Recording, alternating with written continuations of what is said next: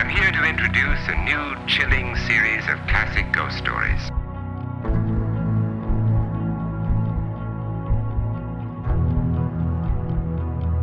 There is a fifth dimension, beyond that which is known to man.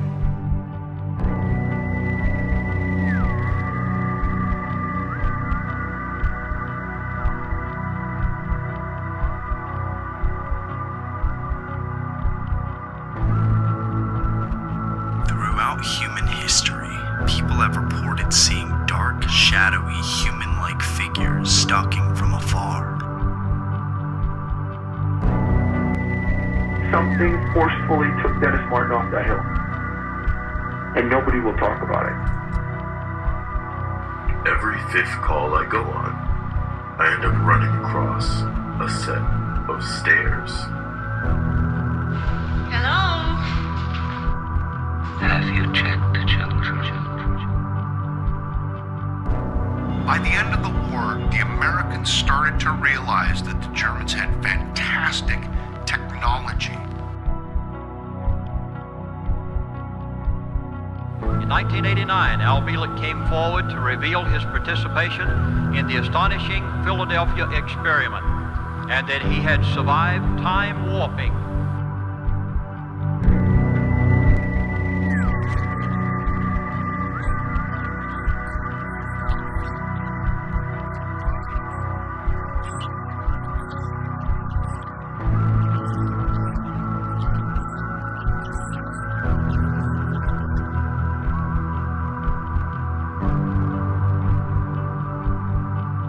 And I've said it many times, folks, we are at war. Those who are managing it and controlling the people while it happens are those who are masquerading as government. When you look at the map, could we be looking at the remnants of the members of ancient worldwide civilization? The grand architecture. Who built all this?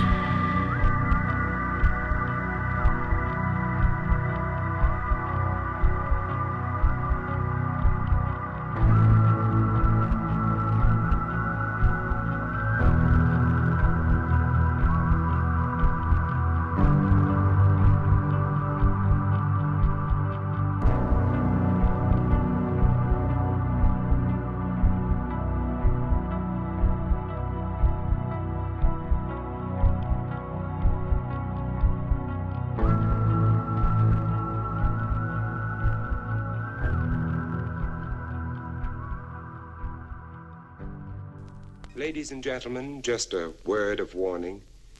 If any of you are not convinced that you have a tingler of your own, the next time you're frightened in the dark, don't scream.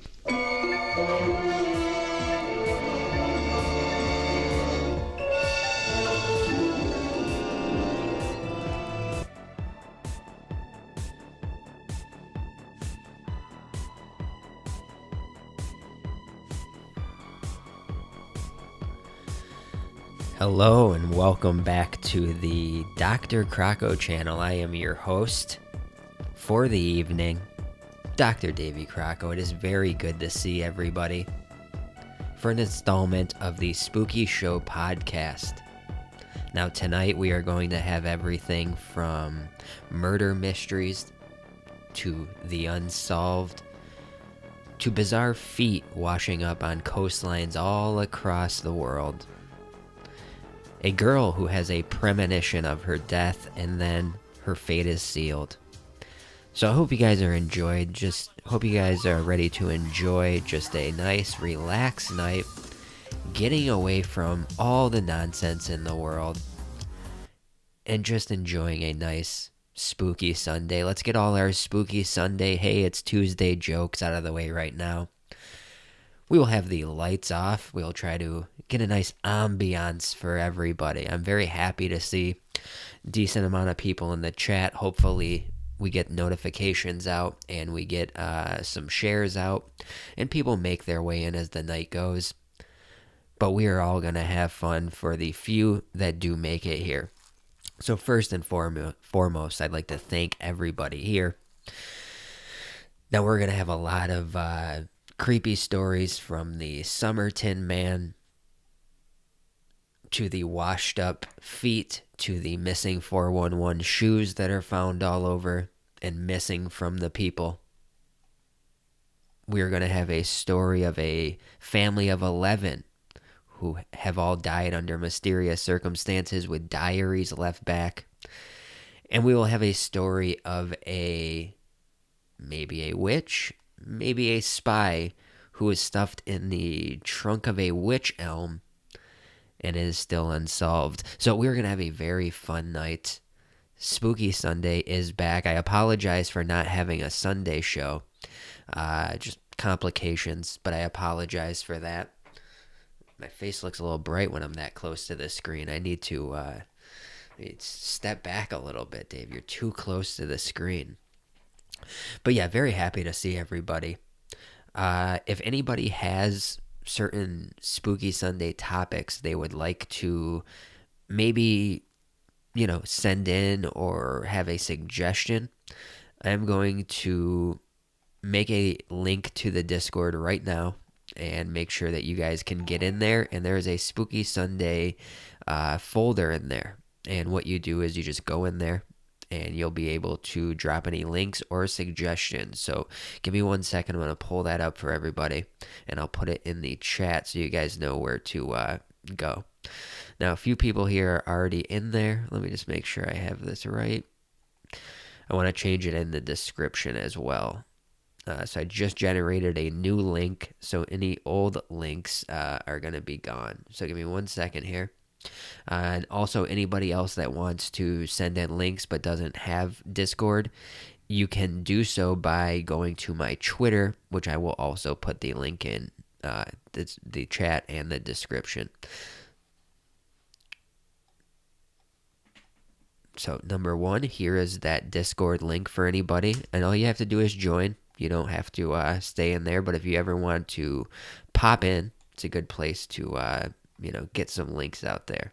Now, my Twitter account, I will put in the chat right now. Here you go. And on top of that, this channel does have super chats if that's what you like to use. Just remember, YouTube and Google takes 36% of that. So just be very careful with what you do. But everything is appreciated. If you'd like to donate to me directly, you can do so through PayPal. And if you would like your the Streamlabs, if that is something that you like, then you can also use that. All donations are appreciated, and they go into every channel that we run, and they're just really appreciated. Now, everybody, for the most part, is sick of talking about the CV and the doom and gloom every day. So we're going to do our best to just have a fun night, get away from the world, and have a Spooky Show podcast hangout. Now, I think I saw an early Nasir Agdam said, all I got till Trump bucks. Yeah, well, we're not going to get into Trump bucks, but I appreciate you, I appreciate that. If you don't have it to donate, please do not feel like anything's obligated or anything like that. I just want to make that absolutely clear. Okay, so the chat looks like it's working on the screen. Now I will be on the screen when I'm reading, and then we'll have videos and clips that I'll be popping off the screen. Somebody actually contacted me about setting something up for radio, and I'm going to be talking to him and maybe doing a simulcast weekly with this, and then having an audio cast that's on a radio. We'll talk about that in the future, but that could be a very cool thing that we have going. Now, one of the first stories that we're going to be talking about tonight is something called the Summer Tin Man. Now, I'm going to pull some links up, and we'll slowly get into this story. Now, this also is known as the Taman Shud case, or it's known as the Summer Tin Man case. Now, it's a mystery of an unknown man, and they just named him the Summer Tin Man for the beach on which he was found. Ominously, investigators found little on this person but a rolled piece of paper torn from a book that read the Taman Shud. And that stands for Persian, it is ended. That's what the book was called, and it was popular at the time in the country that he was found. Now, the case of the Somerton man, a dead man found on Australia's Somerton beach, continues to rattle investigators and curious minds. The well-dressed fellow sat propped on a seawall with a half-smoked cigarette fallen onto his lapel when he was found dead, with a curious note on his person which read, "Tom on shoed," which means ended or finished. As new and ever more confounding clues regarding the case and the mystery man cropped up for days surrounding the investigation, authorities came no closer to a resolution. Indeed, 7 decades later, the truth behind the case of the Somerton man remains virtually unknown. Now, as new and ever more confounding clues come, they start looking more and more into the case, and they still haven't been able to figure things out. Now, the discovery of this man was November 30th, 1948. At about 7 p.m., a man named John Bain Lyons and his wife strolled onto Somerton Beach, a picturesque seaside resort in Adelaide, Australia. The couple noticed a man propped up on a concrete seawall across from a children's home.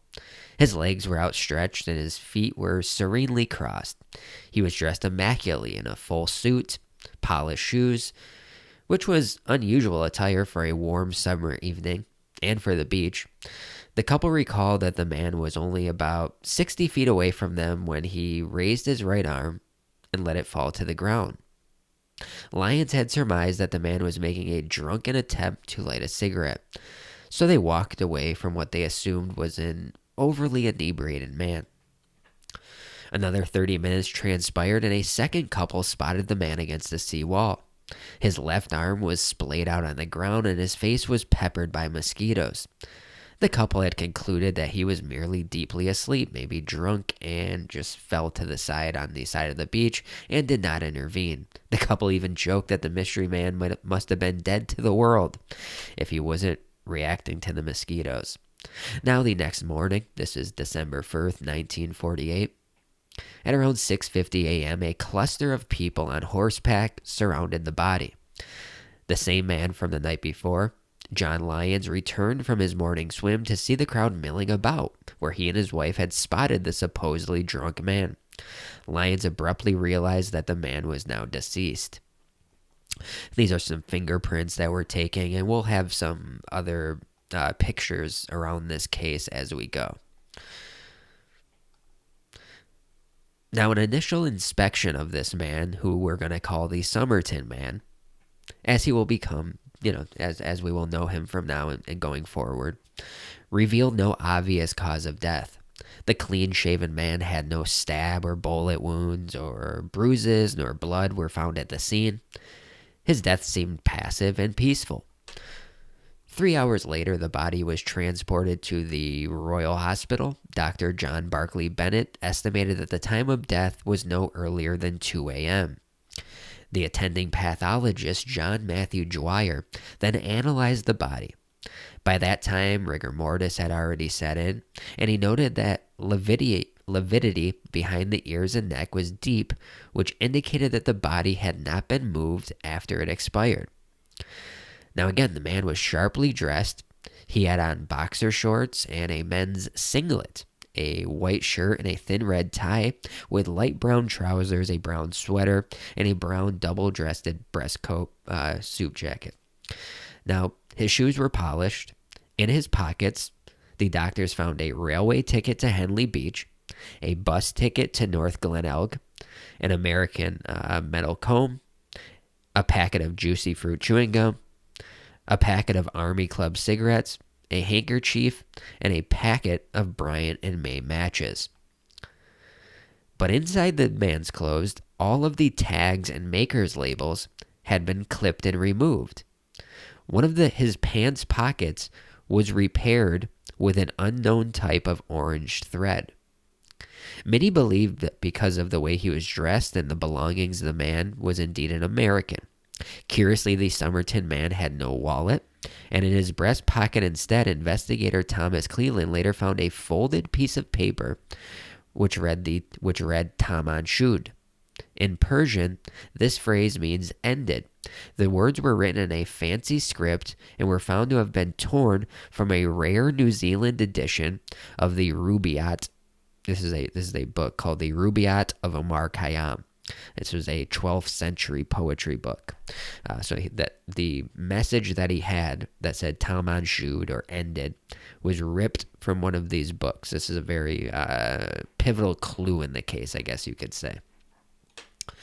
Now, as for the man's body, Dwyer reported that the man's pupils were smaller and unusual, uneven in outline and about the same size. Certain drugs may be associated with the contraction in the pupils, even barbiturates may do it, but it is no means a distinguishing point. He found that the Somerton man had blood in his stomach. He had then gone so far to say that the blood in the stomach suggested that there may have been poison, but on the other hand, nothing detectable in the food to my naked eye could make this finding. It was just, this could be something that's a side effect of being poisoned. He had a lot of internal bleeding going on. Now, the man had athletic legs for a middle-aged man, perhaps in his 40s. His forearms were tanned, his toes were oddly mangled as though that they've been shoved into tight shoes. Some believe that because of this, he could have been a ballet dancer. Now, Thomas Cleland, the coroner, later had hypothesized that there were 2 lethal poisons that could have quickly decomposed in the body, leaving no trace. Not saying that he was poisoned, but if he was, there are some at this time, at the point where they would have been doing an autopsy, that would have already been untraceable. Either poison could have been administered to the Somerton man and decomposed before the autopsy was performed. And here's that scrap of paper from the book. Now, it's called it says Taman Shud. Again, that means ended. Loose translation is ended. But the results for blood and urine had indicated that nothing was amiss. No poison, no other barbiturates in his system, nothing like that. And the conclusion they came to was ultimately heart failure. What this meant was that his heart stopping is what killed him, but that the heart failure was most likely induced by poison, although they could not find it in the autopsy. Now, they did not know if this was self-administered or this was a murder. Next was to run a search of the man's fingerprints, but this too yielded no new information. Neither the FBI or Scotland Yard had fingerprints on file. A call was then issued for abandoned property found at the local railway station.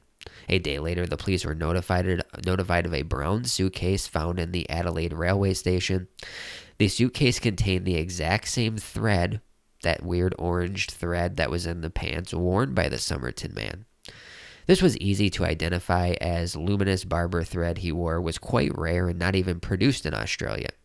Further, the clothing was all in the Somerton man's size, and written on a singlet, a laundry bag, and a tie was T. Keen, or T. Keen without the E at the end. This unfortunately also yielded no leads or identification. Here's a picture of investigators, like the old-timey Australian investigators. Now, the clothing in the suitcase was effeminate by some accounts, but also contained a stenciling brush, a modified knife, a screwdriver, pencils, and a scissor. Now, the effeminate clothing could also go to this ballet theory that they had because of the shoes and the mangled toes.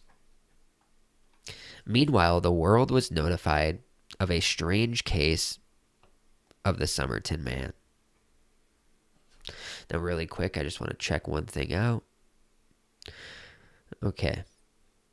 Looks like the chat is still good on the screen. Nice. Hope you guys are going to enjoy this story. Meanwhile, as the world is notified of this strange case, several months later, a gentleman walked into the detective's office with a copy of the elusive book, which Taman Shud, a phrase likely appeared on the last page of the book, had been ripped. In December the previous year, the man reported he had taken a drive with his brother-in-law in an automobile that he parked a few hundred yards away from Somerton Beach. When they returned to the car, the brother-in-law noticed a peculiar book now lying on the floor of the car. Both men had assumed the book belonged to the other, and it was consequently deposited in the glove department. But when the national coverage of the Somerton man had begun to circulate, the two men took a closer look at this book. They quickly realized they were in possession of the exact copy of the book with the one page at the end that had been torn out with the note that was left on the man's body. So remember, we had that Tom on Shoed ripped from this book. These people, someone placed a book in their car a year prior, and it is the same book that has this page ripped out. Very strange. Detective Sergeant Lionel Lean wanted to take a close look at the book. It revealed 2 unlisted phone numbers and a couple of lines of code. As I showed you, it had these weird codes in it. The first number was a dead end, but the second phone number led to a young nurse that lived on Somerton Beach known as Jestin. Her name was never revealed to the general public. Jestin had claimed to not know the Somerton man, but she almost fainted when she saw a cast of the Somerton man's face. And we'll get into that when we get into theories. Let me see here. Make sure everybody's caught up here. Now, Jestin was reluctant to speak to the police, though she eventually admitted to having gifted a copy of it to a man named Alfred Boxall. When the Adelaide police pursued the lead, they discovered that Boxall was indeed alive and still had Jestin's copy in his possession. And here's another image of that code. Police, they would scan this and try to look for any evidence on it. It came to no avail. Under blacklight, the book revealed just a strange code. 5 lines of letters were found, with the second of which crossed out.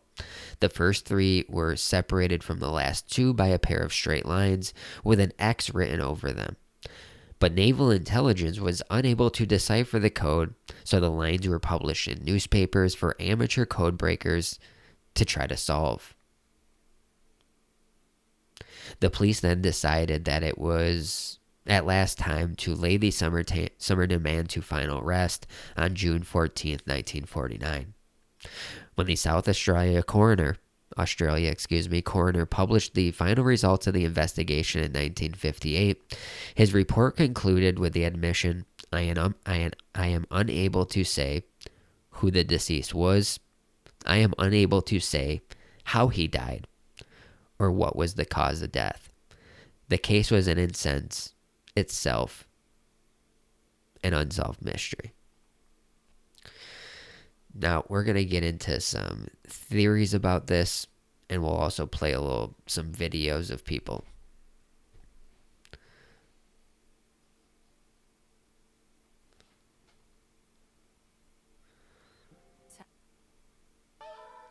Matilda, follow me.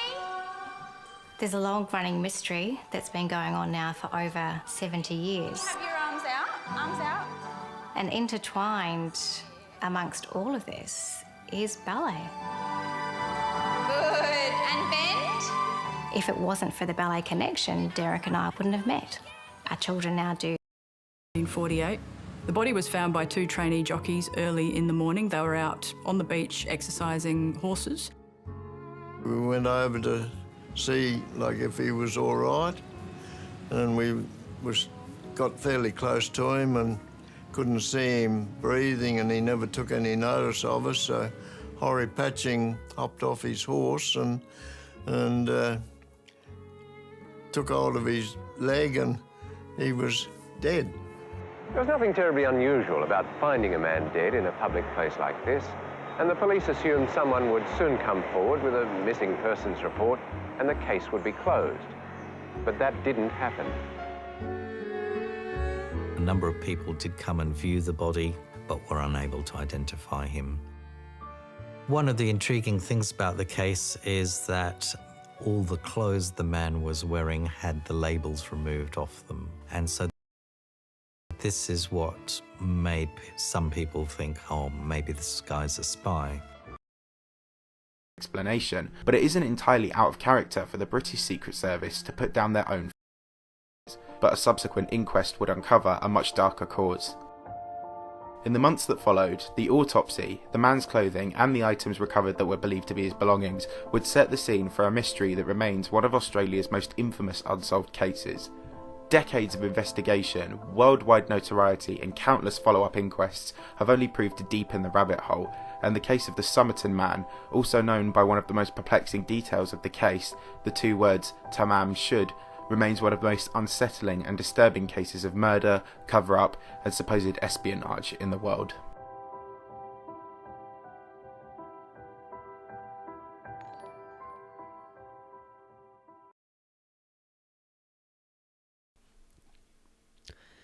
Now, in recent years, the mystery of the Somerton man and the significance in the phrase Taman Shud has begun to grow in popularity.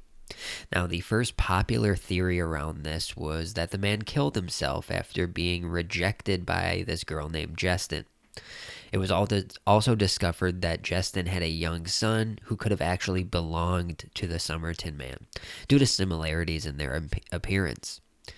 Investigators posited that when faced by life without his burgeoning family, the Somerton man decided to end it all. This theory appeared the most attractive to investigators due to the apparent lack of defensive wounds on the man's body, which would have suggested a fight, or, which that would have told them maybe there was a fight involved, or it could have been a murder. Also, the Taman Shud note was solely connected to Justin. Lastly, no poison was found in the body, which indicated that the Somerton man was most likely self-administered, or that he most likely self-administered the poison, if he did at all. Here's a picture of them laying him to rest in June of 1949. And then there's also some other theories, and I'm going to have some videos that go through those. By coincidence are extremely unlikely, and this led people to speculate that Justin had conceived a child with the Somerton man and strengthened the growing opinion that she did in fact know of the man's identity. In 2002, author Jerry Feltus, who was re-examining the case with the aim to write and publish a book on it, interviewed Justin, and said she approached the interview with the same reluctance she had been reported to have done so during the first inquest. Feltus believes that Justin and the Somerton man knew each other, a belief shared by her daughter, who also claims that Justin deliberately concealed information from police at the time. Make of these odd details what you will.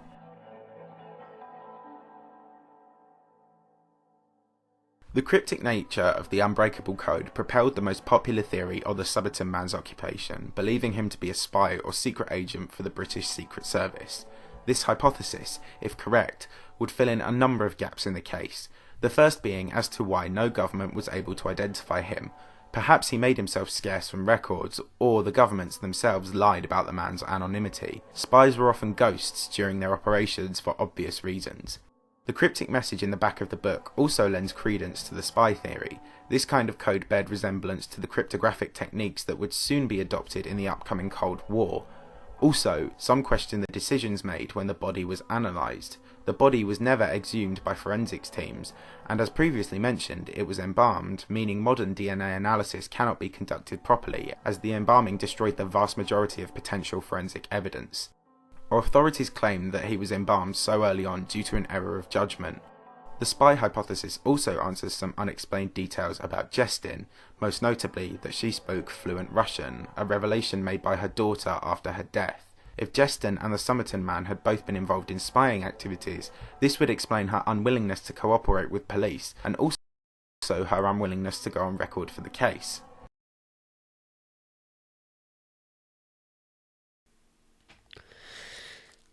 Now, there are a few more theories about this case, and they go a little deeper into that relationship with this family and how when they came to see the cast of the body, the woman fainted, but then would in the end deny any affiliation with this man.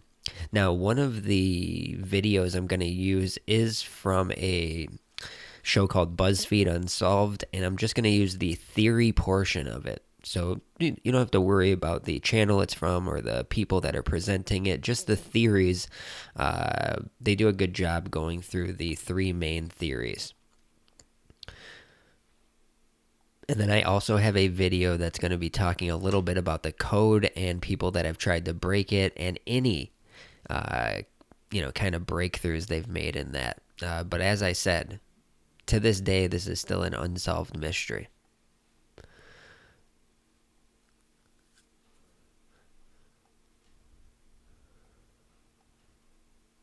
His own death and killed himself. What happened to the Somerton Man? Our first theory is that the Somerton Man was responsible for his own death and killed himself. This could mean he put the paper reading Tamam Shud in his own pocket to be found as a sort of suicide note. Supporting this theory are the similar elements of another suicide, that of immigrant George Marshall. In June 1945, Marshall was found dead in Mosman, Australia, after poisoning himself with barbiturates. With his corpse was another copy of the Rubaiyat. While another dead man turning up in Australia with the same collection of Persian poems may sound like too large of a coincidence to overlook, the Rubaiyat apparently had become quite popular in Australia during World War II. Since the work deals with life and mortality, it's possible both men could have had similar inspiration to have at least a piece of the book with them during their final moments. Hey, hang on. Has anybody else read this book? And are they still living? Because what if it's a ring?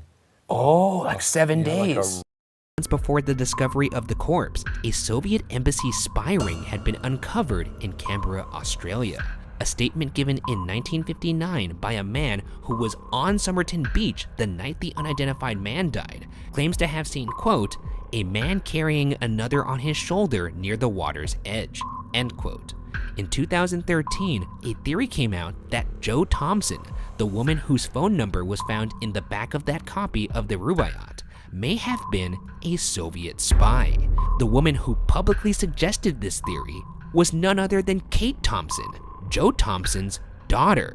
In a 60 Minutes interview, Kate Thompson said her mother had, quote, a dark side, a very strong dark side. She said to me she knew who he was, but she wasn't going to let that out of the bag, so to speak. There's always that fear that I've thought that maybe she was responsible for his death, end quote. Yeah, that Russian to someone over the phone. Her mother had also mentioned she was teaching English to newly arrived immigrants from Russia. Kate remembered her mother at one point saying something along the lines of, quote, oh, I can still understand Russian, end quote. Oh my God. If the Somerton Man met his end thanks to Russian spies, whether Jo Thompson was involved or not, there's also the question as to how he died. At the time, a well-known professor, Sir Cedric Stanton Hicks, proposed that the man had indeed been poisoned, but with an extremely rare variety. Some rarer poisons, such as those written down by Hicks. While spies might explain the mysterious code in the back of the Rubaiyat, there is admittedly no physical evidence Jo Thompson was ever involved with Russians in any capacity, much less associated with espionage. Still, one could always argue this only means Thompson was a very good spy. You can't. Abbott discovered that about a year before the man's body turned up on Somerton Beach, Jo Thompson had given birth to a son named Robin Thompson. Robin grew up to be a professional ballet dancer, which meant it was easy for Abbott to track down photos of the man. Based on photos, Abbott her mouth like a horse. Sorry, I gotta go back to that one part. So we have the ballet connection, because at the beginning we were talking about how when they found the man, he had these mangled toes. His feet or his shoes were too small for his feet, and they kind of, when looking at the athleticness of his legs, thought maybe he was linked to ballet. Feature to the Somerton Man. Discovered that about a year before the man's body turned up on Somerton Beach, Jo Thompson had given birth to a son named Robin Thompson. Robin grew up to be a professional ballet dancer, which meant it was easy for Abbott to track down photos of the man. Based on photos, Abbott found that Robin had a similar strange ear feature to the Somerton man. Additionally, both Robin and the man found on the beach were missing their incisor teeth, a genetically inherited trait. This information, along with the fact that Joe Thompson was unmarried the year Robin was born, led Abbott to conclude Joe and the Somerton man, quote, had a liaison together and she had Robin. That's what my dad does. In late 2018, while inspecting the original plastic cast police made of the body, the same one that allegedly made his grandmother-in-law nearly faint, Abbott found 3 hairs, which he believes could contain DNA evidence of a genetic link to his wife. If the Somerton man was her son's dead father, that could explain Joe Thompson's near fainting upon seeing the plaster cast. While the hairs Abbott discovered may not be able to provide a conclusive answer, it is the most promising lead in the case so far. 71 years since 2 friends riding horses along the Australian beach came upon a dead man lying in the sand. Despite decades of effort and no shortage of cryptic clues, the man's identity, his killer's identity, and the way the man died are all still unknown. So the Somerton mystery still goes unsolved to this day. Now, there have been casts made of the body. There's been inquiries put out about every year trying to get fresh leads, you know, bringing the cold case back out and putting documentaries and other things out to hopefully one of these people in the family or someone close to the investigation will come forward with some information. Now, I do have a video about the code of this, but many people came forward with theories of what they thought this code meant. When I say cast of the body, excuse me, they did a cast of what the cast of the face of the man before his body would have decomposed, so they would have it, you know, other than just images and all this other stuff, they would make a kind of 3-dimensional cast of it and have people go to look at it. That's when the woman fainted upon seeing it, but then saying she had no idea who the man was. This was that made them very skeptical and thought, well, maybe she does know who it is, but she would never admit to actually knowing the man.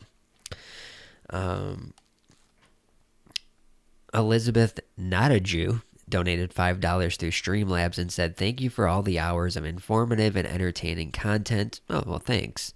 Bug Eaters donated $20 through Streamlabs with no comment.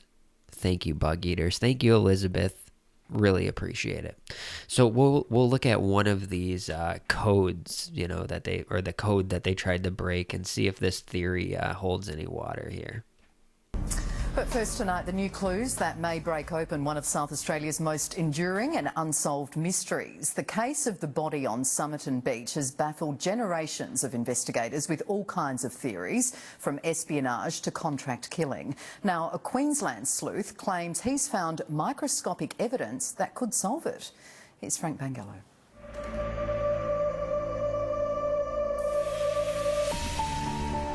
Well, the first thing that drew me to the case was the letters in the back of the code book. What did these letters mean? Could they give a clue to who he is or what he was doing at the time? It's one of South Australia's greatest unsolved mysteries, the body of a man found on Somerton Beach in 1948. One of the problems about the death is there wasn't a scratch on the body, and so they didn't know how he died in 1948. They had no idea. The only clues, some personal items in a battered suitcase, a piece of paper with the words Tamam Shud ripped from the back of a copy of the book The Rubaiyat of Omar Khayyam, along with scrawled letters thought to be some kind of secret code. Other than those things, it's very difficult to nail exactly who he is, but there are clues that could get us in the right direction. Professor Derek Abbott from Adelaide University is fascinated by the case and has spent years of meticulous research to get pieces of the puzzle to fit. It would appear to be an indicator that he was doing something out of the ordinary. However, Queensland-based IT analyst Gordon Kramer reckons he's stumbled onto something that was missed, a microscopic code within that supposed code, which he claims lends to the espionage theory.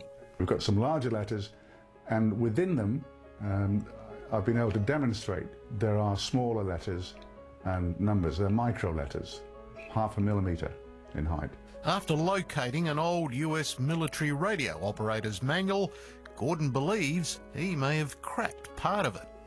And they had a thing in there called prosigns, and prosigns are, if you like, shorthand, so that a radio operator using Morse could just put in 1 or 2 letters and create a whole sentence by default. And on that code page we have one very telling line, which is the last line, which shows the letter V to start, which means from in a prosign language, and then AR are the last 2 letters, which means this is my last message. You do not need, or you are not required to respond. As for those micro letters, it's anyone's guess, but Gordon has put it on the internet hoping for a breakthrough. This now says, hey, look, there's a whole new field that we can investigate here and a new way of looking at things. And someone might just say, do you know, I know someone who actually used to do that, and they used to know those people in Somerton. It doesn't seem to have a basis. Also, the small letters you're seeing are below the resolution limit of the photograph of the code we have. We don't actually have the real sheet of paper anymore. The police lost it. Derek Abbott now has a new, much simpler theory, that Somerton man may have been involved in a love triangle, having a covert affair with a woman known as Jeston, who has been identified as Jo Thompson. He thinks the Tamam Shud note could be symbolic, coming from a book that sold well in the US on Valentine's Day. So it is a book of love poems to a lot of people.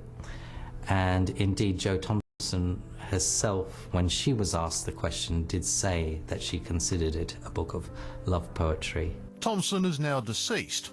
She was also a nurse who had a male child out of wedlock in 1947. So the most prominent theory, the most believed theory that people really think happened was that he had a relationship with this woman, but he could still also be a spy. These things are not, they could both be true, but they do not know how to, they cannot determine how this man died. They don't know if this was a self-administered death, if someone wanted to take him out and were able to use a poison, and with no markings or no obvious point of death, this case remains unsolved.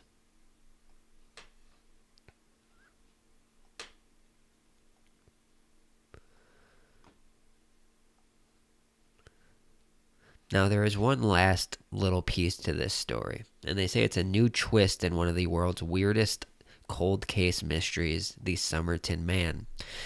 They want the body exhumed 70 years after 2 jockeys found his fully clothed body on an Australian beach.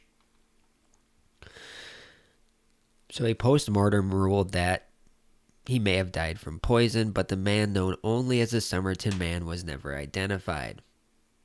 South Australian Attorney General Vicky Chapman has granted approval for the body to be dug up and examined in the hope new technology will finally provide the answers needed to crack the case. And this was just as of late October of 2019. As far as I know, this body has not been exhumed yet, and there has been no results brought forward to give us any more information. So we are left with another unsolved murder for Spooky Show Sundays. So I hope you guys enjoyed the first story here. Always good to start us off with a kind of true crime murder mystery. Those are some of my favorite ones. 70 years later, still trying to find out. Yes, Johnny, it may have been an early Australian case of COVID. That is correct. That may have happened. That may have happened. I tend to lean toward the cloak and dagger spy angle to this story, but he still could have had a relationship with this family, but he also may have been taken out because of his dealings in the spy world.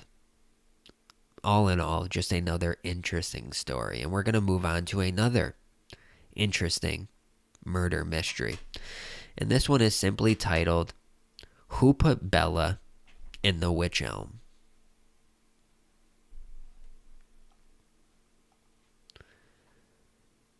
Was a woman found dead in a wych elm tree in wartime England a German spy? Here's an actual picture from back then. These were things that were written to taunt police and people in the community, asking them who put Bella in the wych elm. One Sunday morning in April 1943, during the dark days of World War II, 4 teenage boys made a terrifying discovery that would baffle the police and also, just like the last case, remain a mystery for over 70 years.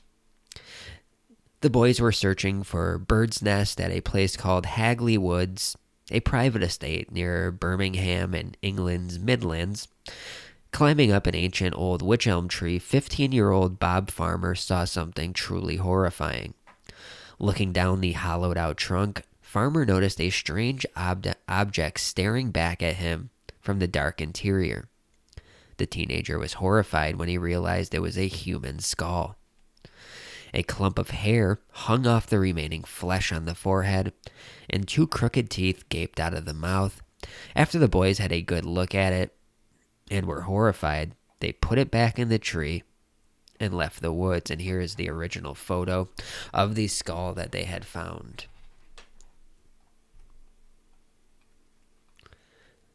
They agreed amongst themselves not to tell anyone about their discovery. They were trespassing in the woods, poaching no less. If they told the police, they could be in big trouble. But one of the boys was so upset by what he saw that he told his father, and the police were soon called to the area. What they found inside the old tree was bizarre. The skeleton of a young woman, minus one of her hands. A piece of taffeta was stuffed in the skull's mouth. Some scraps of clothes with the labels cut out. Again, the label being cut out. Maybe people in the 1940s just weren't big on labels, but no one had invented the tagless shirt yet. But just weird that both cases, 70 years ago, both had they're not connected. It's just a weird little thing. Also, this woman had battered shoes, and a gold ring was also found in the tree. Nearby, the bones of the woman's hands scattered next to the tree. The police were troubled by the unusual circumstances of the woman's death and wondered if sinister forces were at work in the Hagleywood area. Pathologist James Webster was able to determine the victim had died around 18 months ago and was a female 35 years of age with mousy-colored hair, was 5 feet tall, had given birth in the past, and had irregular teeth. And here's kind of an outline of them.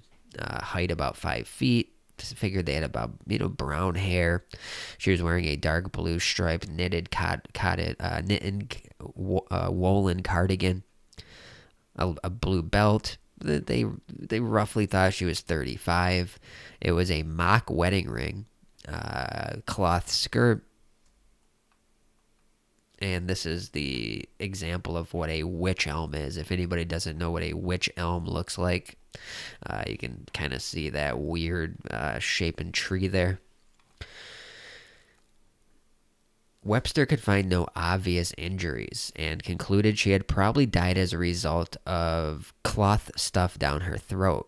He also believed she had been placed in the tree shortly after her death, because the space was so tight inside, she would have not fit herself in once rigor mortis had set in.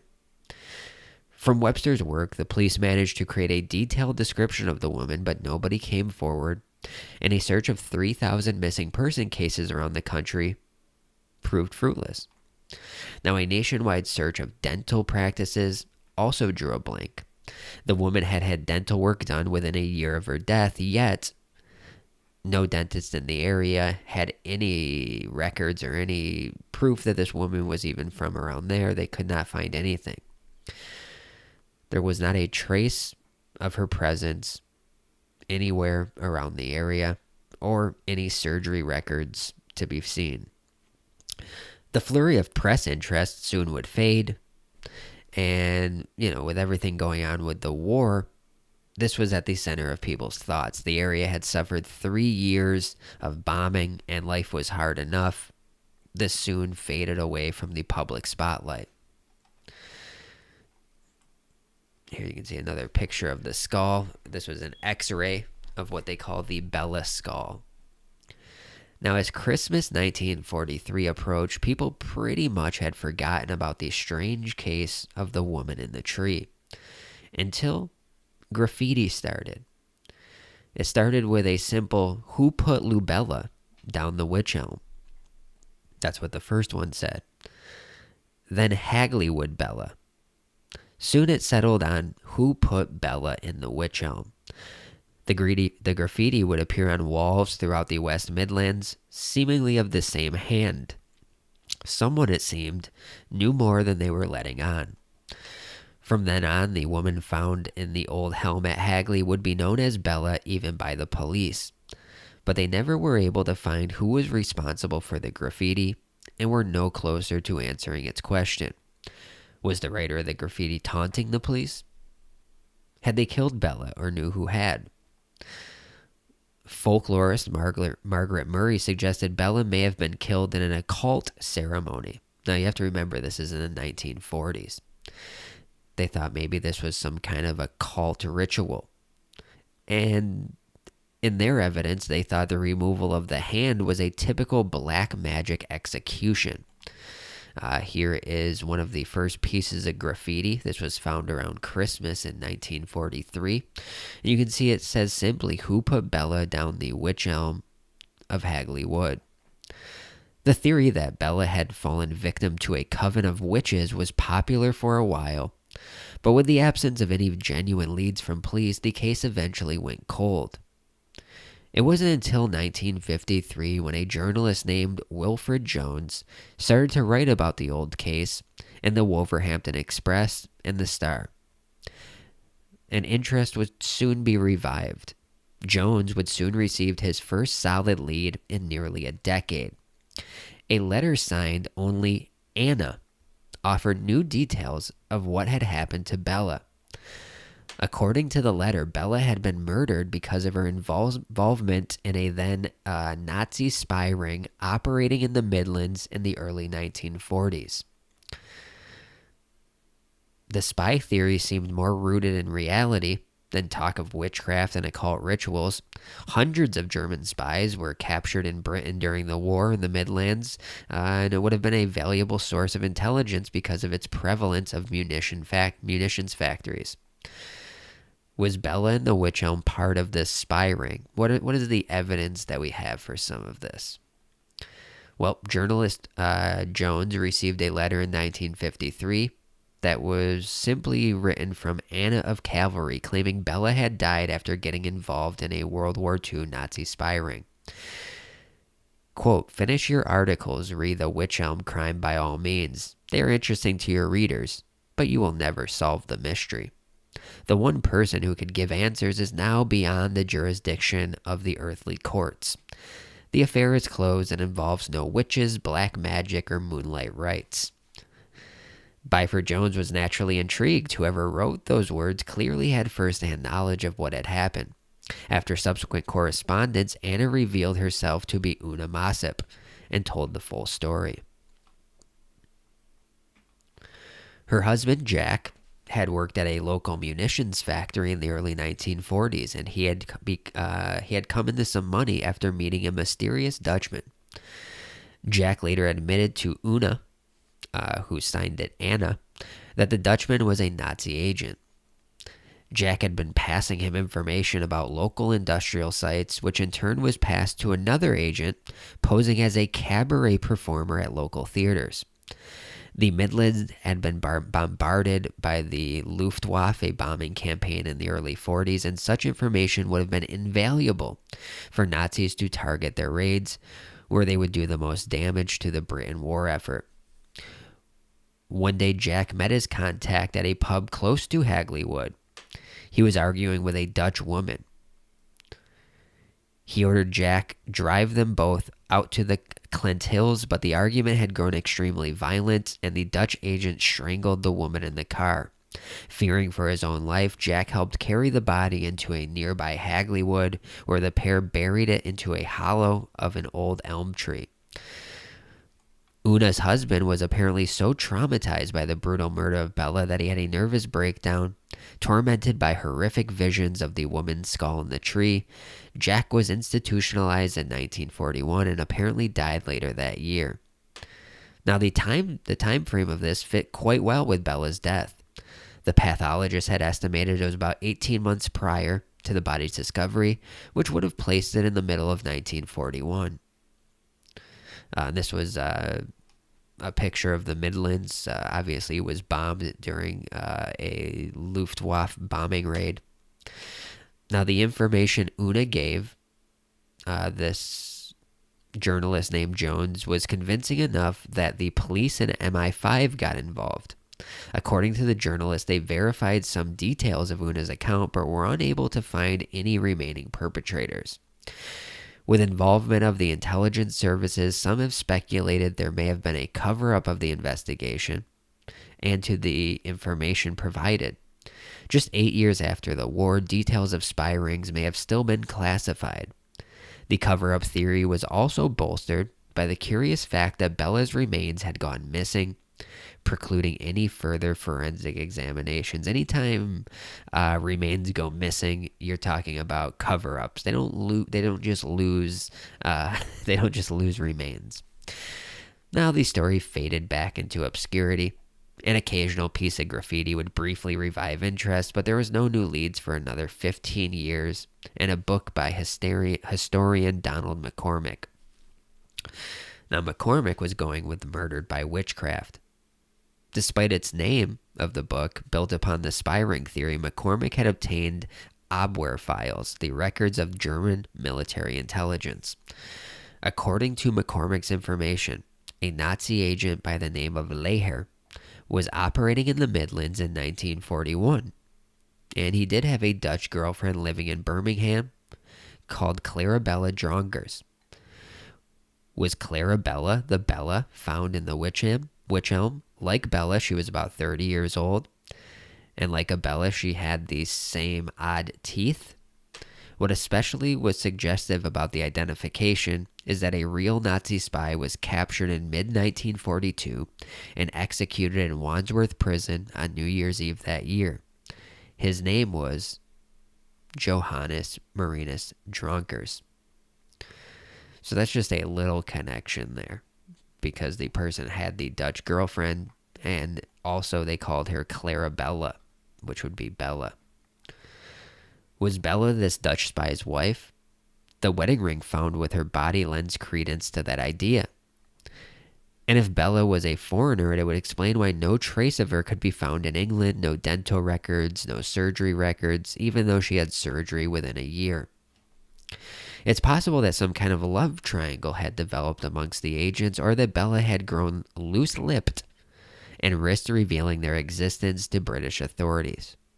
While the exact nature of the operation and how this tangle of names and relationships fits together remains unclear, the notion that Bella was involved in some way with a spy ring seems quite convincing.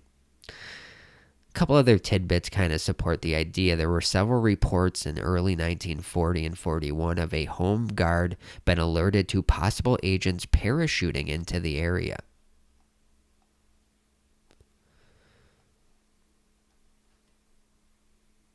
It gave her late husband nightmares, causing a decline in his mental health.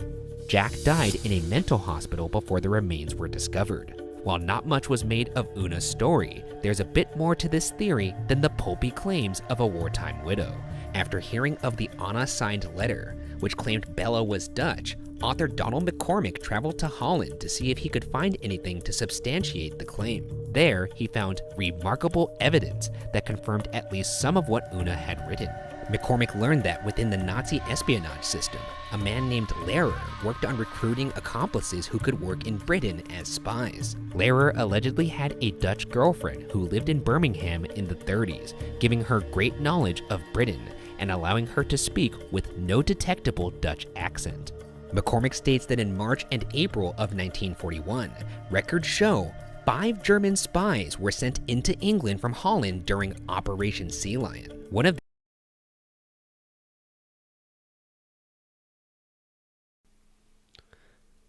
And there's also some clues about the date. In October 1941, early in the Second World War, German bombers regularly target industrial sites around this place, and that there was a constant threat of invasion. People were always on lookout for parachutists. A Home Guard soldier remembered finding a parachute near Hagley Wood sometime in the fall of 1941 and seeing a suspicious-looking car parked in the woods near where the parachute had came down. In 1953, a local newspaper received an anonymous letter claiming the murder victim was a Dutch woman who had been working as a Nazi agent. Allegedly, she was part of a spy ring that acted as forward air controllers for German aircraft, signaling their way to prime industrial sites using flashlights. So we have evidence that she may have parachuted in and may have just ingratiated herself into the culture, met a bunch of people, created a life there, and was giving information back to Germany on what sites to bomb. Yet, this case would go unsolved, not knowing if that was the right theory. So they had a theory that she may have been a cabaret singer. And I'm just going to pop in the chat quick, see how you guys are doing. Looks like we got about 200 people here. Yeah, these are very interesting stories tonight. We got a bunch of them, so we're going to hang out for a while and just go through a bunch of different mysteries here. Just wanted to pop in, see how you guys are all doing in the chat. Hope you guys are enjoying a nice getaway from all the doom and gloom we've been seeing this week. It's for the past couple months, really. So it's a good getaway. Very fun time. All right. So the theory of the cabaret singer. Let's see if this holds any water. In recent years, newly declassified MI5 files from the war have shed some fresh light on the spy ring theory. One file details the arrest and interrogation of a Czech-born Gestapo agent named Joseph Jacobs. Jacobs, who had a dubious distinction of been the last name to be executed at the Tower of London, was captured after parachuting in 1941, parachuting in just like the theory about this woman. Found on his person was a photograph of a young woman. She was a cabaret singer and a German movie star called Clara Barel.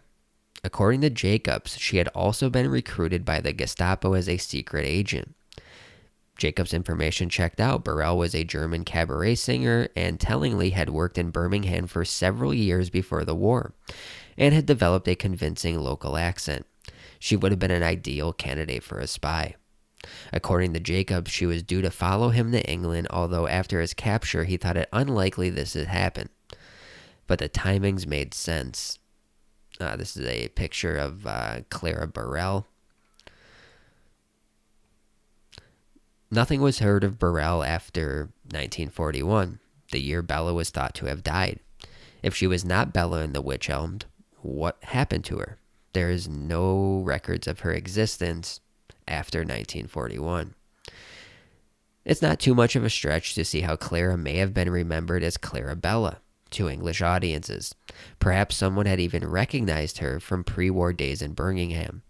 The risk of Clara being exposed as a German in England during the middle of a war may have threatened the spy ring she had been involved in. Could it have led to her permanent silence and left to haunt those dark words at Hagley? Now, there's some loose ends to this. One reason that might tend against the spy theory is the method of death. Bella was found deep in the private woodland in an overgrown wych elm tree.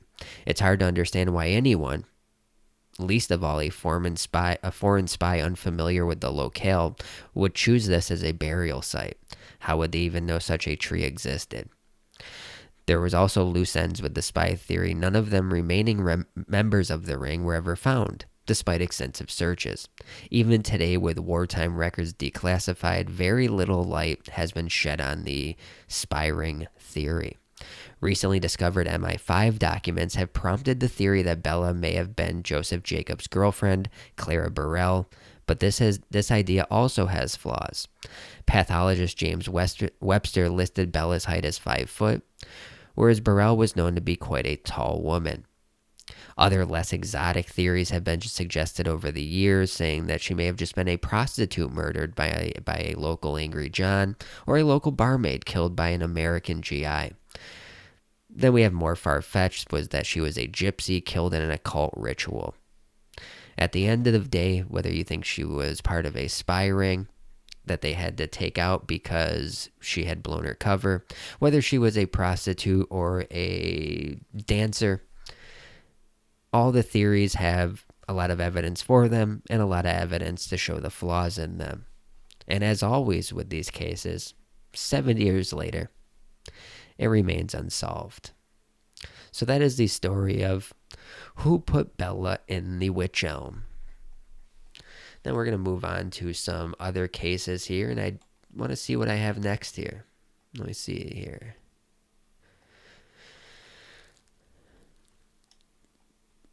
Now, I do have one little more thing about this case, and this was kind of 75 years after the death. So revealed 75 years after, the face of the Bella in the witch elm. So this is where they did some casting here. This is the face of Bella in the witch elm, a woman whose killing sparked one of Britain's greatest murder mysteries. She was a victim of a tangled wartime web of espionage and black magic, they say, although we cannot corroborate, prove, or deny either of those theories. But there is the lovely picture of Bella recreated with modern technologies. So get a good look, fellas. This was the woman who caused so much harm and so much espionage and confusion. This is what all the hubbub was about. So just take it all in. And they obviously recreated this from the skull, and this is the best rendition they could do of it. But they do these recreations in the hopes of maybe years later they could come across a picture. Any clue can be the clue that ends up solving a case. But just wanted to give that little little update to the case. They finally made a casting or a recreation of if you will. Okay, I think we're gonna move on here to a serial killer known as the Doodler. This is just kind of a off-topic one. We'll also be getting into the creepy cases of the floating feet later on that seem to be washing up on coastlines all over the world. That'll lead us into some missing 411 cases. And we also have a story of a young girl named Catherine Hobbs who had premonitions of her own death, and her fate would be sealed by those premonitions. That would also involve a serial killer. And the last case we'll have tonight is a family of 11. This is known as the Beriah deaths, and they're very interesting. So we have like a few more of these to go through, and we'll just sit back and relax and enjoy them. Now, according to Wikipedia, the Doodler was known as the Black Doodler. It's just a funny name, I understand. He's an unidentified serial killer, believed responsible for up to 16 murders and 3 assaults of men in the LGBT community of San Francisco, California between 1974 and 1975. The nickname was given to the perpetrator's habit of sketching his victims prior to their sexual encounters and slayings by stabbings. The perpetrator met his victims at nightclubs, bars, and restaurants. It is believed that the Doodler killed between 5 and 16 people. A consistent method used in several killings was stabbing of the victims in front and back of their bodies in similar locations. All of the bodies were those of white males. Police theorized that the victims had all died after meeting with the suspect near locations where the bodies were recovered. Now they say it's between 5 and 16 because when you have an unsolved serial killer case, you cannot know how many deaths he was responsible, so you just go by the MO and you try to fit in what you can. Now, there's early investigations where police questioned a young man as a murder suspect, but could not proceed with criminal charges because the 3 surviving victims did not want to, quote, out themselves by testifying against him in court. Amongst the stabbing survivors were a well-known entertainer and a diplomat of the time. The suspect cooperated with the police during his interview, but never admitted guilt for the murders and attacks. Officers stated that they strongly believed that the man in question was responsible for the crimes, but he was never tried or convicted because of the survivors' refusals to appear in court. As of May 2018, the case is open and ongoing in the San Francisco Police Department, hoping recent successes using DNA technology could lead them to new evidence. They have also, in February of 2019, offered a $100,000 reward. At the time, an activist, Harvey Milk, publicly expressed empathy for the victims who refused to speak with the police, saying that he understood their position. This is a different time, guys. Where outing yourself was maybe different than it is today. Not as accepted, maybe. Now, I did come across a video that somebody did on this, and I've actually noticed this guy. I think I've seen him in my chat. I've seen him in Friends of the Show's chat, so I'm going to use his video since he seems to, it was very odd. I saw his name, and I looked at his channel, and I saw that he does a lot of true crime and murder mysteries, and I had never seen him in the chat before, so we're going to use him. I think his name is... I gotta find Rob Gavigan. He has 3 million subs. So when I saw him, I go, that was odd. And here's just some newspaper clippings from the time, and from 76 and 77, and the years were in the murders were in 74 and 75. Police were questioning people all over the place, trying to find out. The survivors that did not want to speak out would make sure that they could never really nail the guy that they thought was responsible for the murders. Now, over 30 years later, why haven't the survivors come forward and named the killer? In today's world, nobody would worry about their sexuality. And more importantly, why haven't the police released the suspect's name? 5 victims were drag queens, while 6 others were into S&M. Sadomasochism, and the remaining 6 were upper middle class businessmen types. It has to be one person. I think it would just be too much of a coincidence if others would sketch their victims too. So they called him the Doodler because he would make these mock drawings after.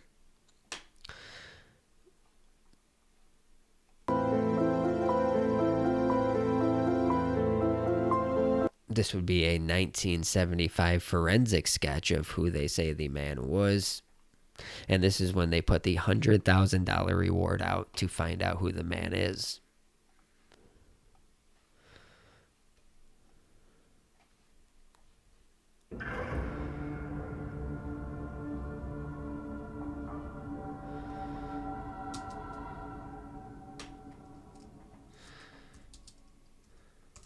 A picture is worth 1,000 words, and perhaps a few screams as well. Today we discuss the unidentified serial killer known as the Black Doodler. Let's open the serial killer file.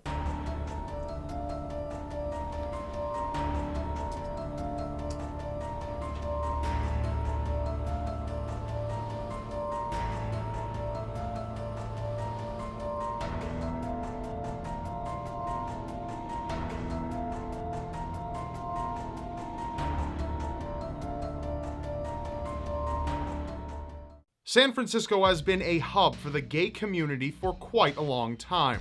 In the 1970s, it was a more dangerous time for openly gay individuals. Discrimination was plentiful, but this didn't stop a number of people who wanted to pursue their passions. Many gay people frequented gay bars, even if they hadn't come out publicly. One man, however, found pleasures of a different kind at these types of locations. The Black Doodler, sometimes just known as the Doodler, was an artist who would frequent gay bars, nightclubs, and the like, and draw pictures of men he saw at the bar.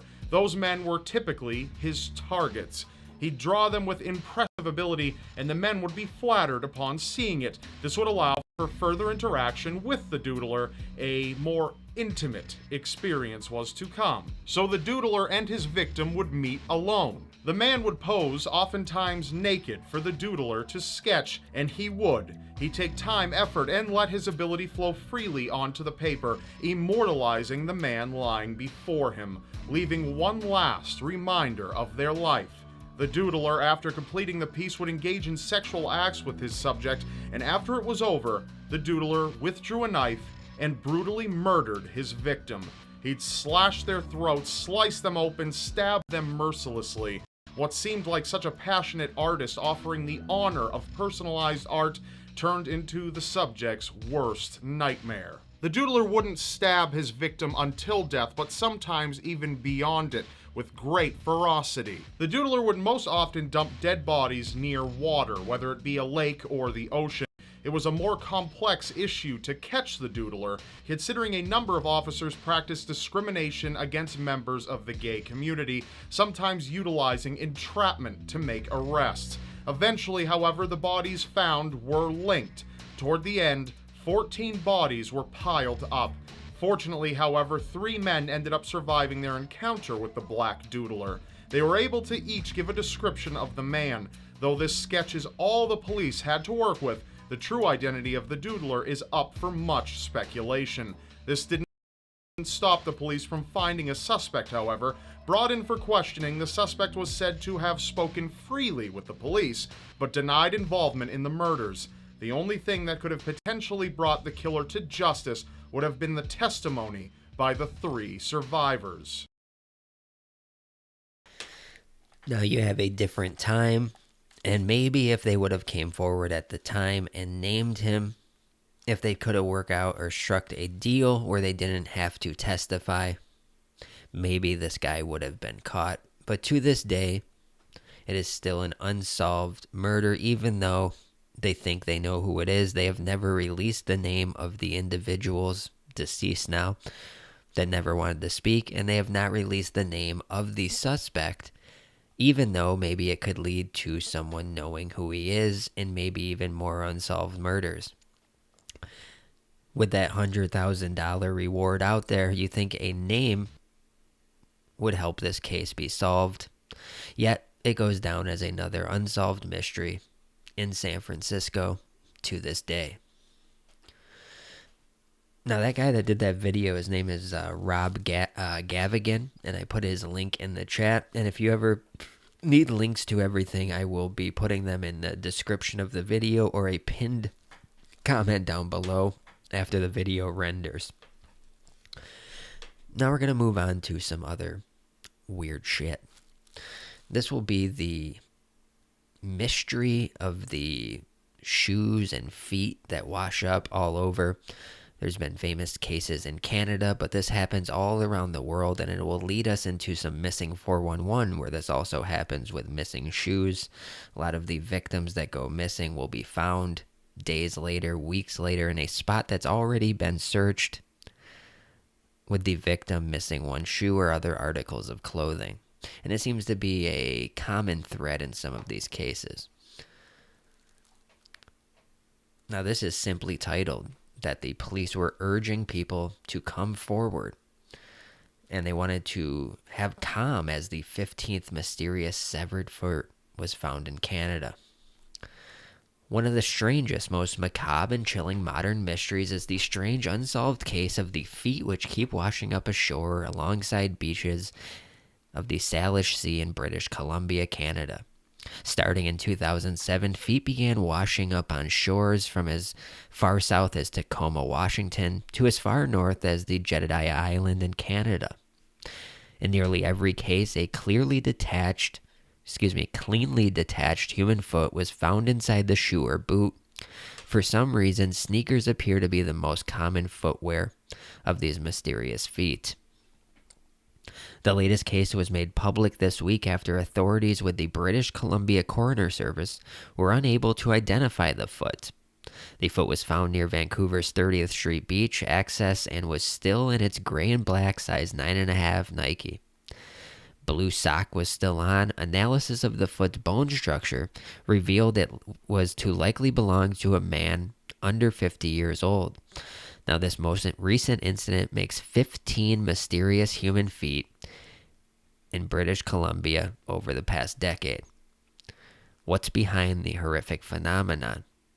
Something we may never know, although the cause may be less mysterious than is commonly suspected. Now, the official story they want you to come up with is that the feet just simply come off the body as they decompose in the water, and the shoe's buoyancy is why they end up floating to the shores.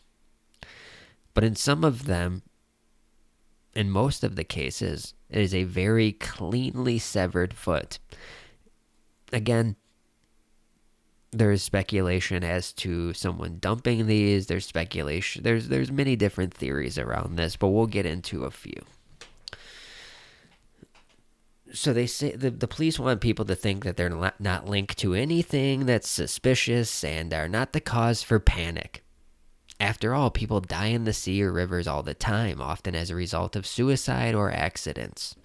This will get us into, if you've ever heard of the pusher, where there was many deaths of people being pushed into the water around the missing 411 phenomenon. And feet are one of the first human body parts to separate during decomposition. When those feet are inside the buoyant foam sneakers, they can float and be carried long distances by rivers and ocean currents. Thus, it's easy to see why so many feet have been found. No, sir, nothing to see here. Nothing out of the ordinary at all. Keep moving along. Don't mind those severed feet.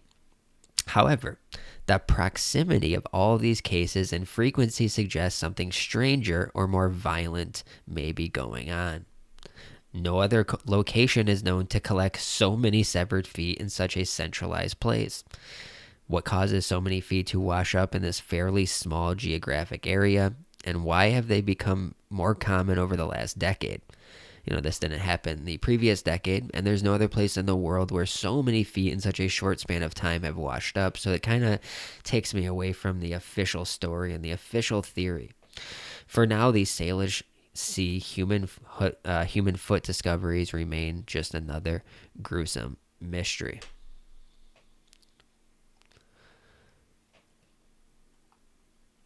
Now, this story quickly gained international attention and basically refuses to go away because each month it seems like they're finding another one.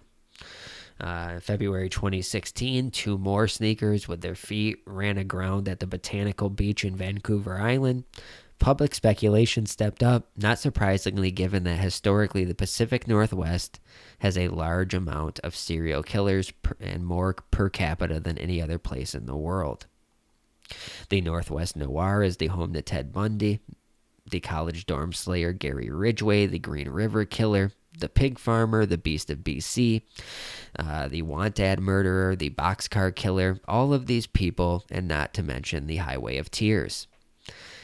Could it be there's another serial killer on the loose, one with a proclivity for feet, someone who's cutting off the victim's feet and chucking them into the ocean?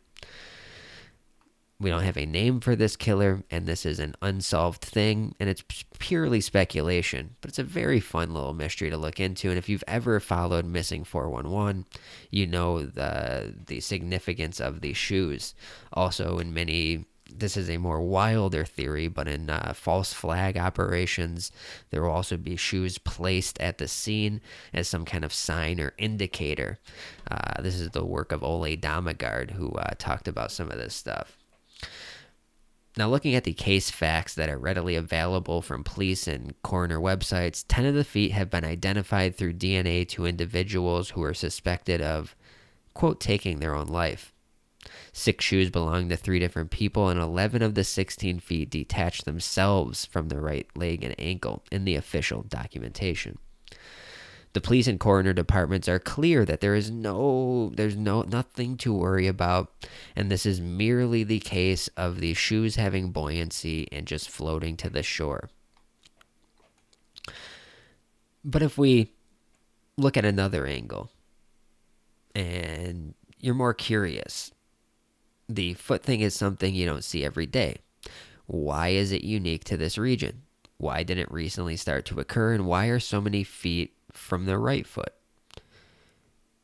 I decided to thread this into, kind of, I tried to go in a timeline here and kind of just look at it from afar and try to see if we could find any connections here.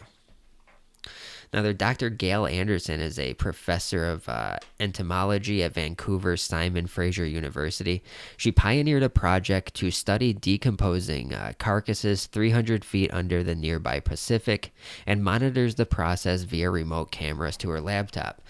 She found that an entire adult hog can be left skeletonized within 3 weeks, being devoured by crabs, shrimp, and sea worms, as well as breaking down through microbial process.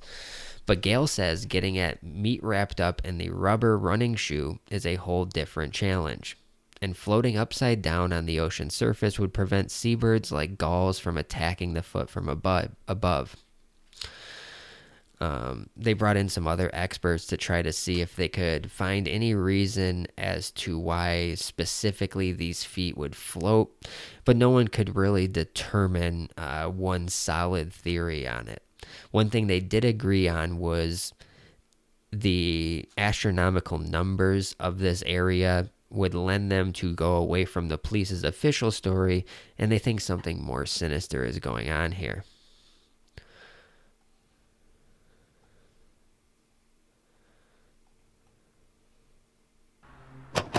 A lot of people disappear chasing a dog into the wilderness. The second part of that scenario is when people disappear, when they're found without shoes or other pieces of clothing. Every year, hundreds of people go missing in the wilds of North America. David Paulides, investigative journalist and ex-detective, has spent years investigating the circumstances under which these people go missing. These people, however, don't go missing under the circumstances you might expect. Often, they go missing without a trace, right under the noses of their friends and family. Sniffer dogs are unable to pick up a scent and are often found whimpering and walking around in circles. Park rangers and other authorities involved are reluctant to speak up, almost as if they are aware something bizarre is happening but don't want to cause a panic. Strange weather patterns sometimes erupt right after someone goes missing, almost as if nature itself doesn't want the missing to be found. The victims that are found dead are often in a place that has been searched thoroughly by the search and rescue teams. Other times, they're found in places of extreme elevation without an explanation as to how they got there. Experienced hunters that understand the woods and their surroundings better than most go missing, right under the nose of their companions. And, if that's not strange enough, items of clothing are often missing or found inside out, and the shoes also go missing. To make matters even more strange, the feet or socks of the victim are clean, leaving experts and authorities baffled. For those that are found, they often have very strange tales to tell. Children who are found detail that they were fed berries by Mr. Wolf, while others have no memory of even being missing. Paulides has noted in the past that the abducted are often first or last in line when hiking through remote areas, almost as if they are snatched, but no screams are ever heard. Now, let's review some of the cases that highlight the missing shoes problem. In an interview with Where Did the Road Go?, Paulides noted the following case. 5-year-old Jerry Hayes went missing on November the 10th, 1938 in Rucker Canyon, which is located in the Chiricahua Mountains in Arizona at an elevation of between 6,000 and 7,500 feet. Jerry was considered to be very frail as he suffered from rheumatism, which is a disease marked by inflammation and pain in the joints and muscles. He couldn't walk far on his own and required help once his condition flared up. It's noted that this condition can come into effect rapidly and can be very intensive, causing the joints to stiffen and lock up. Jerry was with his family and some friends on a hunting camping trip. For the public to stand. During this particular visit, the family and their friends lost track of Jerry as they were walking through the dense forestry. As far as I'm aware, Jerry was with the family the whole time, but was walking at the back of the line and he simply vanished. There were no screams, no cries for help, no thuds to indicate a fall, and nothing to indicate anything had even happened to the boy. The family beginning to panic, started searching frantically for Jerry. They searched their immediate area and the area they had just come from, as they had seen him not long before the disappearance. They found nothing and called the county sheriff, who took this very seriously and organised a search effort. The search and rescue teams came in force. Within 10 days of the disappearance, there were over 1,000 people searching for Jerry. Early on in the search, however, the sheriff and everyone a part of the search effort was left feeling very confused. Jerry had gone missing in a box canyon, meaning that this particular canyon was surrounded on all sides by high mountains. There was absolutely no way a 5-year-old boy could have climbed up a mountain on his own, especially not with his rheumatism. The only way in and out was the way the family first came in, which had been searched thoroughly multiple times. This baffled the sheriff and led him to believe that the boy must still be within the canyon. Now, it was noted by the family that the boy never wandered far from them, and given his condition, doesn't seem likely that he did. They also noted that he was normally always by their side. The intensive search lasted for over a week and found nothing, not a single trace of the boy, which is beyond strange. Paulides noted that these search and rescue teams are very professional and meticulous about their searches, and also found it bizarre that they didn't find anything. Now, after finding absolutely no sign of Jerry, the military were called in to thoroughly comb the area. They, along with the sheriff and the search and rescue teams, had covered over 150,000 acres of land, and still there was no sign of him. Interestingly, the sheriff came out publicly and made the statement that he had absolutely no idea what could have happened to Jerry. He was confused as to how this could even happen. You'd at least expect to find something after a search as large as this. Now, this is where things get really bizarre. 9 days later, on November the 19th, 1938, a group of searchers accidentally strayed from their normal grid search pattern and noticed that there were some faint tracks going uphill on one of the mountains. The tracks were small and left the searchers confused as to what they were. They followed the tracks 1,000 feet up a steep hillside, 4.5 miles now from the location of the disappearance. There, they found Jerry's body lying face down on the ground with no shoes or socks on. His coat was gone, and the searchers had absolutely no explanation as to what happened. No one did. Paulides has said that it's important to note that the temperature was hovering around freezing at the time, and the coroner went on to note that the boy had died of exposure. Some questions still remain, however. Why on earth would a lost small boy remove his shoes and socks in this sort of terrain? Why was his jacket never found? Jerry was 1,000 feet up a hillside. With his condition, how in the world could he have gotten up there? This whole incident doesn't make sense. Paulides went on to pose the question, could Jerry have been enticed up there by something? Was something forcing him up the hill? To this day, Jerry's disappearance and death remain a mystery. It's difficult to understand just what happened here. Now, if you guys follow the Missing 411 books, Missing 411 interviews and cases, and the recent Can-Am Missing project of David Paulides, you will know that there have been dozens upon dozens of these cases where they find the victims in a grid search that has already been searched thoroughly by humans and dogs that go in, and they do, overhead flare radar so they could detect if there was any body, all different kinds of searches. Then a body will days later be in the same spot already searched, and when they find the body, they are either missing articles of clothing, in a lot of cases missing shoes.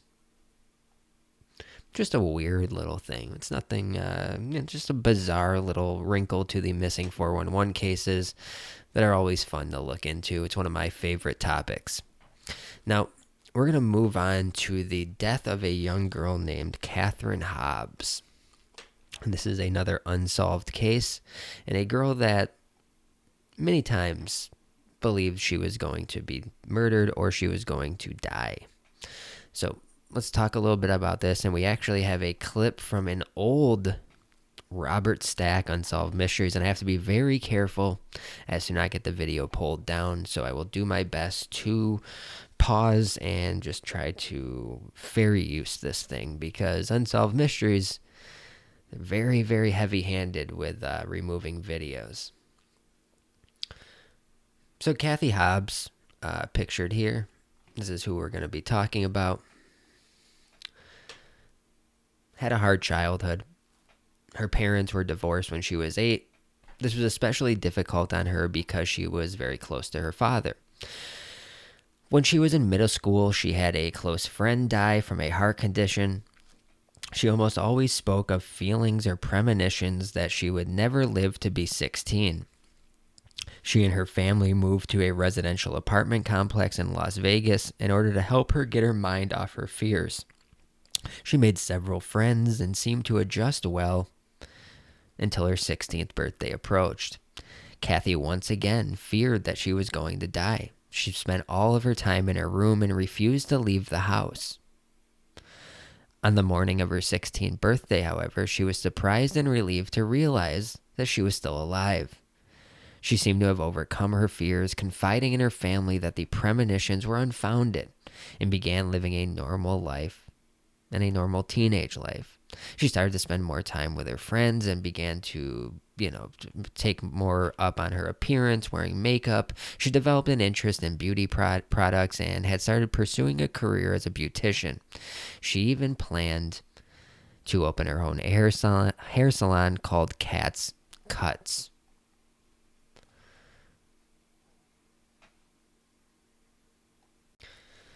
So at the end, they give you a very short update, and that's how they leave it. Michael Lee Lockhart, a man named Michael Lee Lockhart, was a prime suspect in this Kathy Hobbs murder, and since then, he has been executed. So who is Michael Lee Lockhart?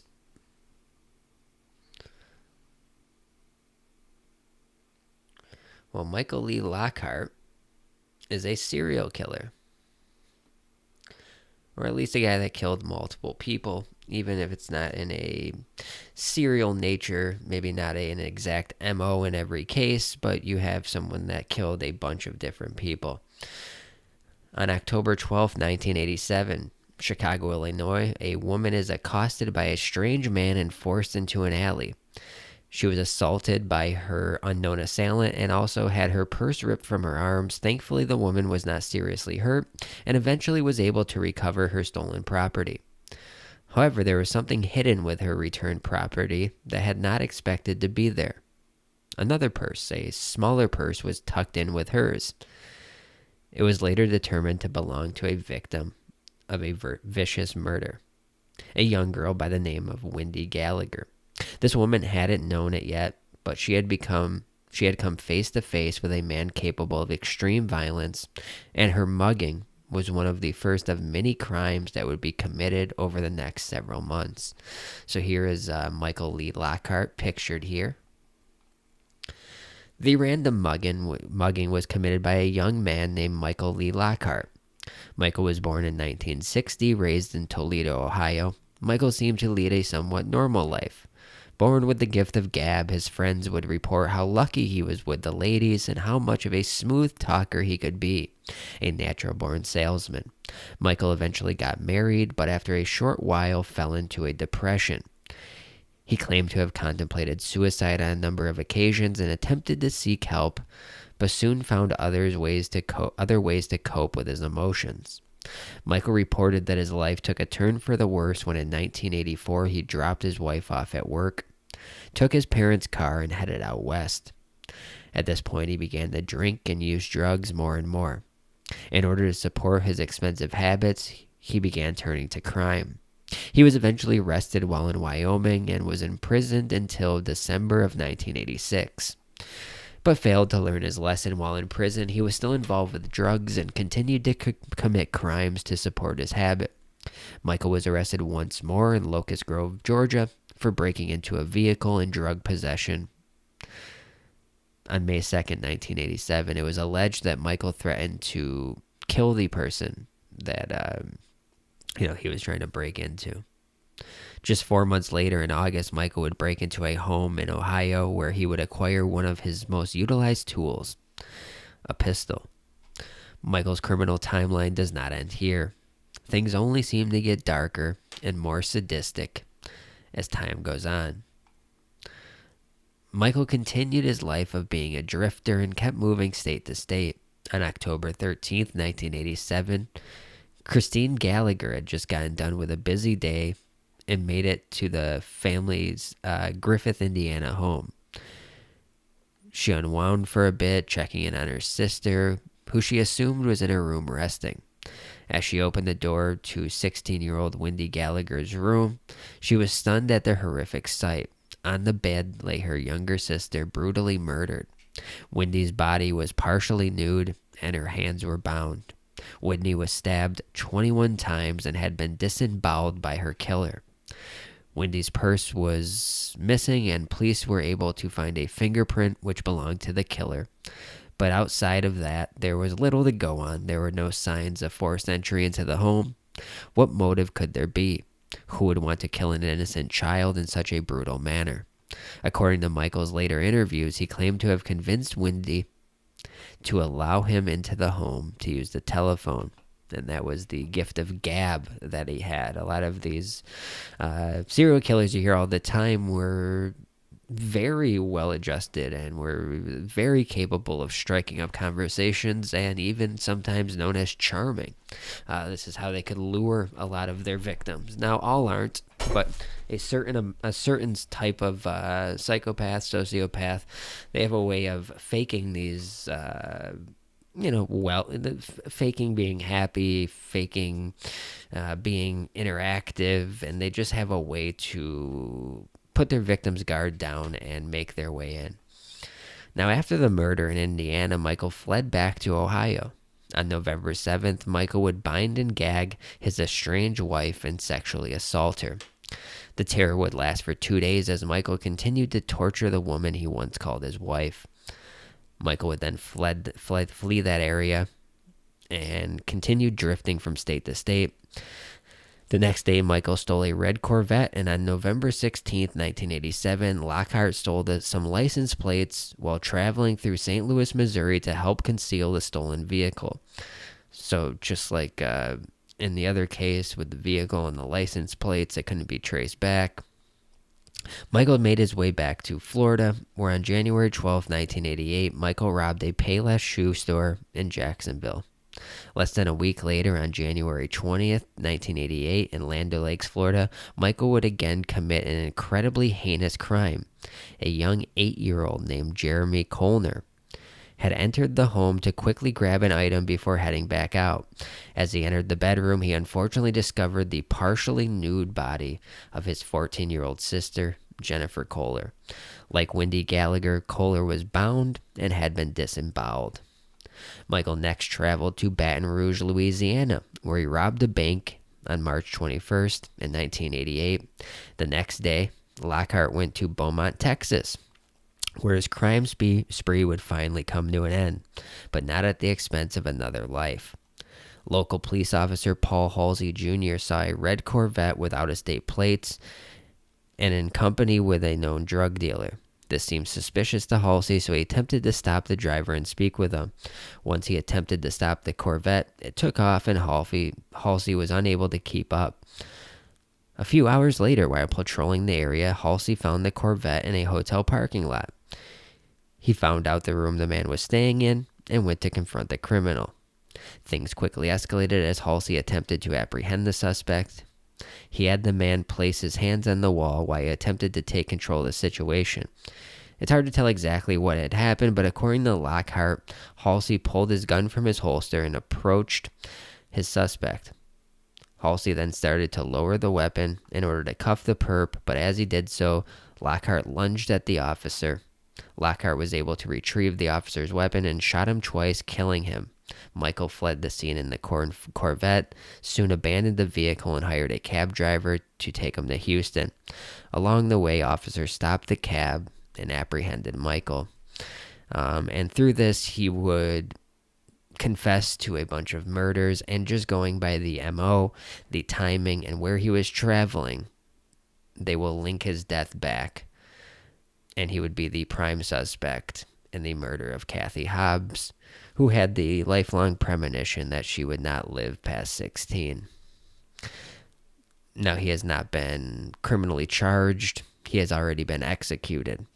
Now, I'm sure the family would love to have closure and have his name as the person that killed their daughter, but the police highly suspect that she was one of many victims that have not been found yet. At least they were able to recover her body, so they knew the MO, and just the timing of it adds up. But there are probably many other people that also died under the same circumstances that were never revealed by Michael Lockhart. Now, the legacy of him will always be a dark one. Sadly, many questions linger. Was his boastful claim of 24 victims accurate? Authorities strongly believe that Lockhart is responsible for the murder of 16-year-old Kathy Hobbs in Las Vegas. On July 21, and they go through the case here of how she was murdered, and how her body was discovered. Lockhart was linked to these murders through fibers found at the crime scene, which matched fibers found in the car he had been using in the area at the time. So they were able to link him to the crime, but not formally charge him with the murder. So Michael Lee Lockhart, serial killer, most likely killed Catherine Hobbs. So it's nice that with all the unsolved mysteries, maybe, just maybe, we have closure on that last one. All right. Let's see where we're at here. See what the chat's talking about. Hope you guys enjoyed this show. Let me get on camera here. Yeah. Not bad, right, guys? That was a pretty good show. I mean, that 2 hours just flies by. And I do have some more cases and some more things to get into that we're going to save for the next hangout. And then I also have something else I'm working on for next Spooky Sunday, which is I just finished reading the Chaos Charles Manson book. So I'm going to do a full stream breaking down the theories out of that book with some other theories that I have myself and try to link some things together there. Our friend of the channel, E. Scorpio, who did the Owen documentary and the Vox Day documentary, he actually interviewed the author of this book. And more famously, some guy with a little podcast, Joe Rogan, just interviewed the guy that wrote the book. So it's becoming more popular. And I had just finished reading this book, Chaos, about Charles Manson and the CIA. And we've done streams on it before, but I'm going to do a full breakdown of that. So that might be next Spooky Sunday's topic. And of course, on the main channel tomorrow, we have a lot of stuff to catch up on. So, just seeing what you guys are talking about in the chat. I really appreciate it. It looks like we had about 300 people here. Johnny says, dead kids, time for bed. Yeah, I always like to give you some nice creepy stories to think about. But I gave you some closure on the last one. So, you know, at least we know that the killer is executed now. You don't have to worry. He's not going to come into your home and disembowel any of you guys. As for the rest of them, hopefully you guys wake up with both of your feet in the morning and everything is okay. I don't think there's any donations to get to, but let me just make sure. Definitely shout out to everybody that threw some support. Elizabeth Not a Jew and Bug Eaters donated to the program tonight, and Nassim Agdam donated a $2 super chat. So we really appreciate it, as it's helpful in these times. One more time, I'll tell you guys that if you want to send anything in or just follow me on Twitter, and this is a good thing to do because if you don't get notifications or see my video, then you're able to get the notification directly from me. I also might work on some kind of email newsletter that'll be totally optional to sign into, and we can maybe do it for certain streams, or if there's any information, if they take a channel away or something. I'm working on a couple of things like that. We're also talking about setting this Spooky Sunday setup into a simulcast where you're going to have me on video, and then a way to get it up on maybe like an iTunes or a Spotify, something like this, where people can listen to it in audio form. People have been asking me about that because the videos are set up that it can be audio or video. So I definitely am really thinking about that. And then the last couple links I'll share is if anybody wants to, just help out what we're doing, you can do so through PayPal or Streamlabs, but nothing's obligated. It just helps out a little bit. But I understand with everything that's going on right now. Nothing's expected. Okay. Yeah, and then the Discord link I put in there's an actual Spooky Sunday folder. And you can put your suggestions, topics, or just videos you think people would want to watch. So that's what I got in the works right now, and hopefully, hold on one second, let me back out of this. Yeah, and hopefully we can just always have some new, fresh topics that people want to see. But when you're in Discord, people just love interacting. People just love talking to each other in there. So hope you guys go check it out. Other than that, just look out for my main channel stream. I'm going to try it for noon Eastern tomorrow with just some latest updates on what's going on in this crazy world and some fun stuff too. So with that said, guys, that was a nice 2-hour technical Spooky Sunday, but we'll just call it a Spooky Show podcast hangout. So I really appreciate you guys coming out. Hope all of you guys are doing well and are staying safe and are just, I hope everyone's doing well. I'd like to thank everybody for coming out to this latest edition of the Spooky Show podcast. I hope you guys sleep tight and don't let the bed bugs bite, because they are literally everywhere. And as always, guys, I will see you in the next one.